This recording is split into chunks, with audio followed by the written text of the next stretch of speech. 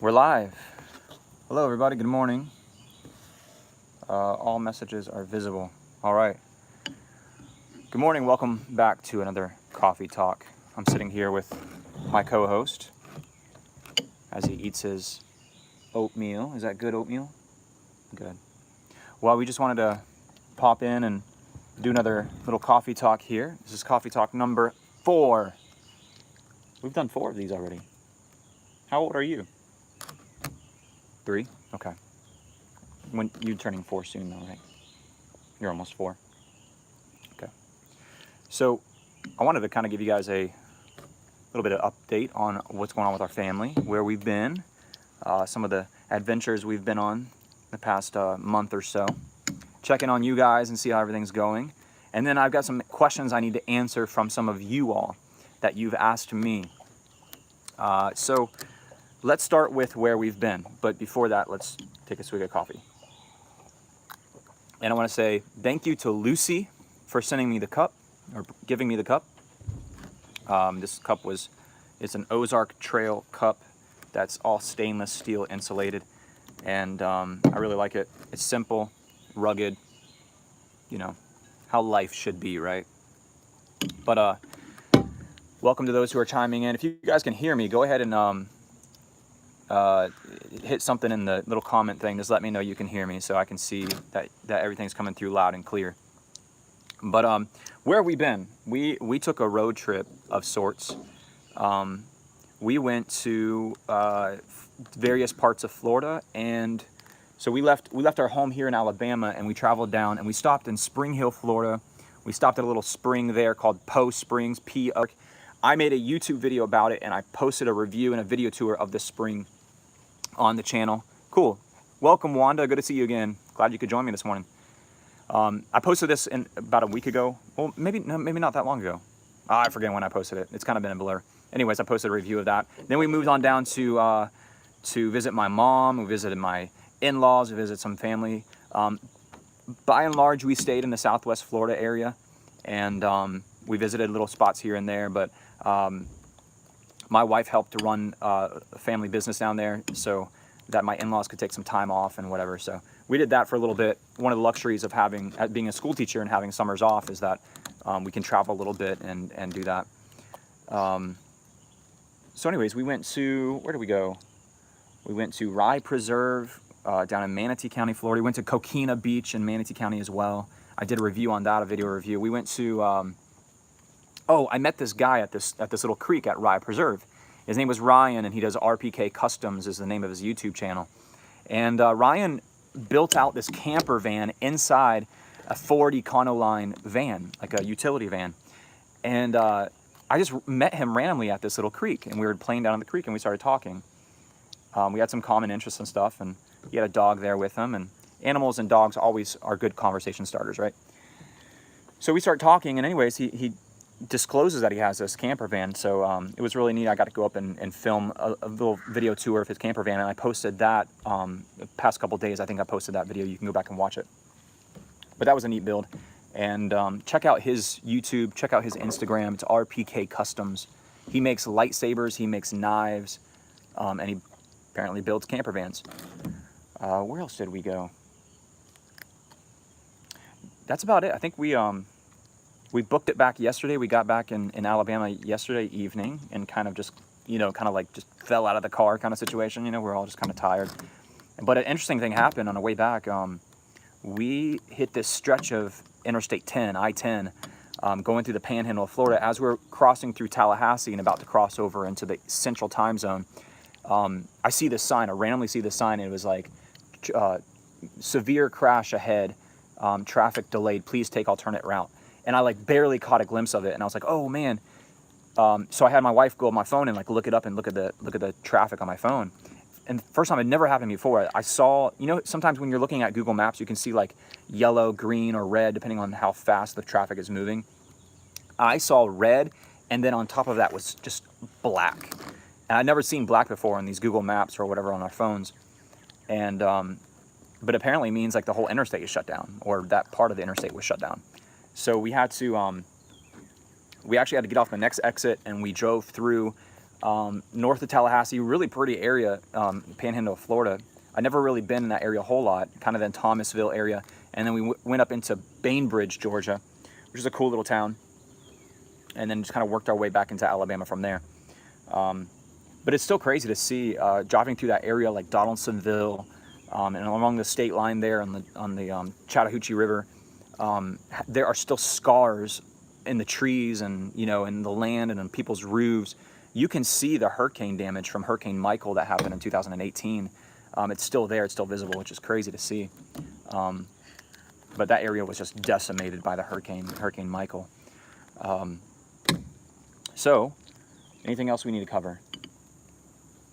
So I want to do some shout outs. I don't know how to pronounce your YouTube name, but Jepfo, I think it's pronounced. Anyways, I want to say thank you for your great question. You threw out a question at me, and I think it's a wonderful one to discuss. And that is the process of becoming a teacher. Why did I become a teacher? And what process was there involved with becoming a teacher? And do I like it or whatever else?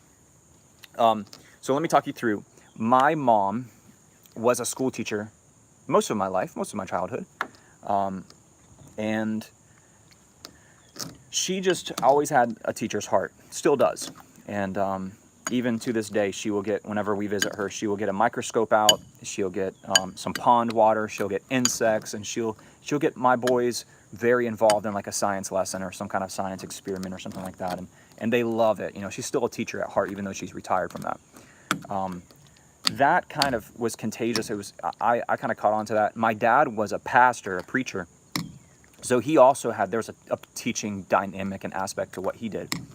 So I kind of latched onto that, and it's just part of who I am. I like to teach things. And I really like, are you leaving? You're just leaving the show like that? You're just walking off? Okay. Well, we just lost our co-host. I like taking people and instilling understanding about a topic that they didn't previously understand. And that, to me, I don't know why I get so much satisfaction out of that. So I didn't really set out to become a teacher. It kind of by default, it happened into that. So I went to college right out of high school, which was an act of God that I was able to go to college in the first place as a horrible high school student. I just did not fit well in the classroom environment, which is really odd that I'm a teacher now, and I spend most of my time in a classroom. But anyways, my parents were like, you gotta go on and get a degree. And I was like, all right, that's fine, whatever. So I was like, I'm gonna try it out for one semester, and if I don't like college, then I'm gonna drop out. I'm just gonna get a job somewhere else. Well, I kind of got stuck, you know, and I finished up 4 years of an undergrad degree, and I studied history, and I have a Bachelor of Arts in history. And then I didn't go right into education. I went into higher education. I started working at a university. And then at that university, they offered me a free tuition if I wanted to work on a master's degree. So I jumped on that, and I started working on a master's degree. I got a master's in education. And I did all the coursework for that while working full-time, while having a 2-year-old son, maybe 1 or 2. I can't remember exactly how old he was. But that was one of the most stressful times of my life, working a full-time job, being a husband, being a dad, and getting a master's degree. But I did it. I completed, made the dean's list. Whew. But I don't want to do that again. So anyways, I have a master's in education, and then I worked at a different university for a long time. I mean, for a few years. And then I was like, you know what? I have this training in education, and I have this longing to be in a classroom. I just need to step out, and I need to do this. So I did. I got a teaching job, and well, let me back up, because the state that you're in requires you to go through like a certification process, just like if you were to be an electrician or, you know, a plumber or a welder. You know, there's a licensure process. They want to make sure the state that you're living in wants to make sure you know what you're doing before they allow you to work at one of their institutions or give you their credentials, right? You can do that whatever state you're in. You know, I was in the state of Florida, and Florida is always very hard up for teachers in the public school system. So, you know, they really try to help you through that process, because Florida is such a quickly growing state with its population, is rapidly growing. So I became a teacher, and I taught 7th and 8th grade. I actually got certified to teach middle grades biology, and middle grades math, and middle grades social studies. So I was certified by the state of Florida. I took the what they call the subject area exams to be able to teach those 3 subjects. I actually taught middle school biology and middle school math, and then I switched because I was also I have a degree in history, and I was certified to teach middle and upper grades social studies. I went ahead and got a job teaching high school history, and that's kind of where I'm at now. I teach high school American history, and I teach history to 11th graders, and I teach history honors as well. I really enjoy that. I love history. I love American history. But anyways, it's kind of funny that I got my degree in history, and this is really one of the first times I've actually taught American history. So it's a learning process for me. So that's kind of what drove me into education, I guess, is I love to teach. Like I said, I love taking a concept that someone doesn't know about and then instilling that concept in them and allowing them. There's a quote that I love, this quote so much, and I say it on a regular basis. A good teacher does not fill a pail. Okay, so a good teacher doesn't like, okay, here, I need to take this much information and put it in your brain. That's not what a good teacher does, right? That's what robots do. That's what, you know, that's what people who just want to get someone to pass a test, right? That's what they do. They just like fill them with information. That's not my goal. What a good teacher does, instead of filling a pail, he or she lights a fire, right? So what you're doing is you're taking a lighter and you're clicking it and you're putting it to, you know, you're starting this fire that can consume an individual, because your goal is to inspire them to want to learn more about that topic, because there's endless information out there. So you're just sparking and igniting their curiosity within them, and that's what a good teacher does. A good teacher doesn't just like, here's information, put it in your brain. That's boring, that's lame, and that may be why I hated school so much. So I try to do my best to do that. I try to bring books into the classroom. I read chapter books to my students every day. So one of the books we just read this past year was Unbroken. It's the story of Louis Zamperini, you know, a POW in Japanese war camps in World War II. Phenomenal book, amazing book. And I would read one chapter to each class every day. So I ended up reading that book 4 times in 1 year. And my students were glued to it, though. I would read a chapter, and then I would close it, and they would just be staring at me, and they would say, read more, like open up, read more. So what I would say, I was like, no, we're gonna wait till tomorrow, and then I'll read the next chapter tomorrow. And they would finish their coursework early that day. Oh, you're back. Welcome back. Oh, you want to wear your suit. He wants to wear his Batman suit as my co-host. So they would finish their work early. You want to sit up here? We'll put this on after I'm done. And then they would ask me to read another chapter. And sometimes if we had time, I would read another chapter to them. And that's lighting the fire, right? You're getting them hooked on something, that you're engaging their curiosity. And I think that's something that is lacking within the educational system, is re-harnessing that zeal and that passion for something. And one of the best ways that you can do that is through story mode, and telling them stories, reading them stories, real life things, and kind of breaking away from a textbook for a little bit and doing that. So that's all I got. I think we're going to make this one kind of a quick one today. I got to jump on a podcast and be part of a podcast here soon, so I need to get all set up for that and everything with my computer. But guys, I want to say thank you so much for tuning into these coffee talks. I hope you like them, and hope you're drinking some coffee with me. I want to say thank you to all subscribers out there that are watching, and my YouTube channel is growing, which is so odd to me that I'm a YouTube creator.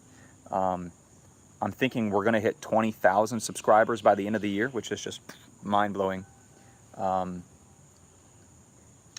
else? Oh, I've got this idea, and I want you guys to give me some feedback on this idea. So, I just shared with you that I love history, and I love collecting stories, right? I live in the Deep South. I'm not originally from the Deep South. I'm originally from Florida, which is not the Deep South, believe it or not. But I live in the Deep South, and around me are people with these amazing stories. and these amazing voices to tell them. What do I mean by that? They have the most beautiful and unique Alabamian accents. The dialect of this area is so cool. And you can go an hour north of here and the accent and the dialect is a different dialect, which is so cool to me. But anyways, they have these amazing stories. I mean, we're talking like World War II veterans, Vietnam War veterans, Great Depression survivors. We have, what are you doing? You're silly. We have civil rights survivors, people who lived through the civil rights era and Jim Crow laws and all this stuff. Just so much history in these people. You're so silly. So much history.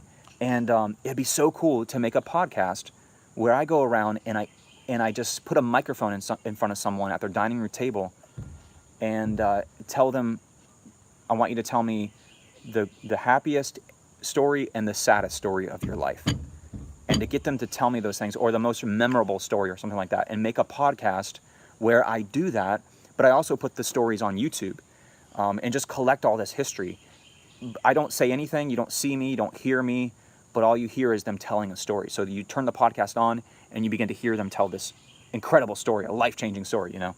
But would you guys like that? Would that be interesting? Just let me know. Put it in the comments below and I'll think about it, how we can do that. Maybe next summer we can look at starting something like that. Well, all right, guys, I'm gonna turn off and jump on this podcast here. Speaking of podcasts, I'm gonna be a host or a guest on this podcast. But thank you guys so much for watching. I hope you have a wonderful day. And do me a favor. Do yourself a favor. Take the TV remote, and if the TV is on, hit the power button and just turn all that craziness off. Because in the real world, you're completely powerless to change anything you see going on in the news. And ultimately, it's going to cause you a great deal of anxiety. Okay, thanks, Wanda. Thank you for the feedback. Ultimately, all that stuff that's going on is going to cause you a great deal of anxiety. Be safe. Treat every human being with dignity and respect. No matter what their skin looks like, treat them with love, with respect and dignity. And keep your head down. I think we're going to make it through this. I think everything's going to be okay.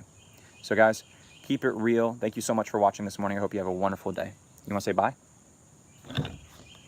bye?